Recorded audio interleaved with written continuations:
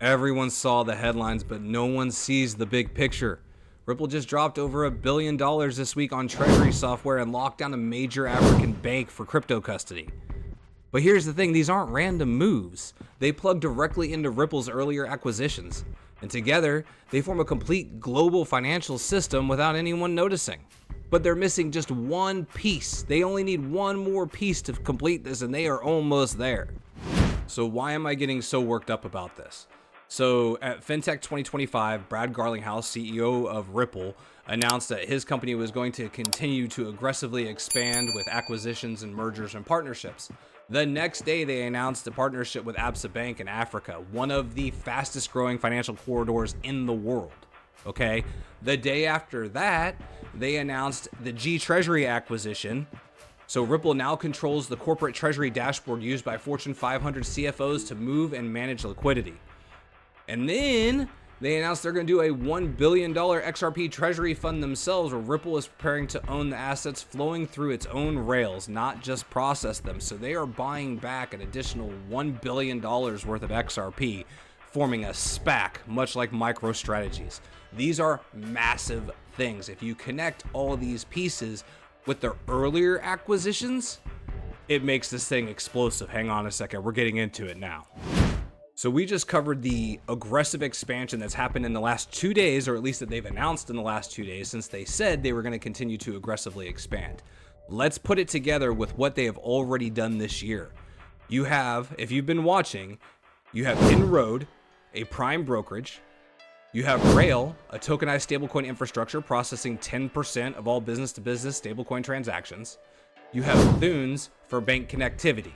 You'll notice something else. What does GTreasury do? That's the dashboard. What does Absa? That's the vault. And the fuel? An XRP Treasury Fund. Put it all together. They are creating a world financial bank, and they need one piece. So what is all of this telling us? What is all of this telling us? Most people are waiting for a single XRP partnership announcement to declare an adoption, okay? But real institutional adoption doesn't happen with fireworks. It happens when infrastructure quietly locks into place. By the time the fireworks go off, it's too late. It's already over. This week tells me Ripple isn't knocking on the door anymore. They've walked into the building and started installing their own plumbing, okay? Remember I said they only need one piece, okay? It's the Fed Master Charter that Brad was beating the door about at FinTech. One of the things I would ask everyone to do, both reporters and otherwise, is to hold traditional finance accountable for, yes, I agree, the crypto industry should be held to the same standard around AML, KYC, OFAC compliance. Yes, yes, yes. And we should have the same access to infrastructure like a Fed Master account. When they get that Fed Master Charter, they are plugged into the world banking system and they have all of the infrastructure to run digital blockchain. So I want to leave you with this question. Name another cryptocurrency that has this level of adoption, this level of partnerships, this level of acquisitions. Name one. It does not exist.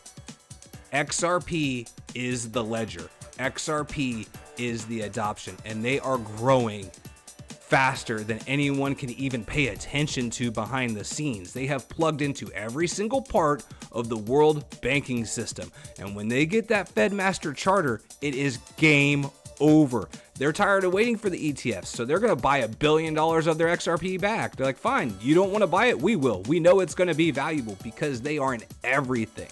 Guys, I really hope you can connect the dots. Do your own research. This is not financial advice. I am not a financial advisor.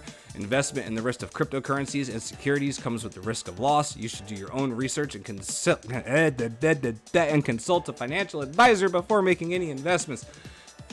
But guys, I'm so excited. I'm speechless at this point. It's all there. There's just so much there.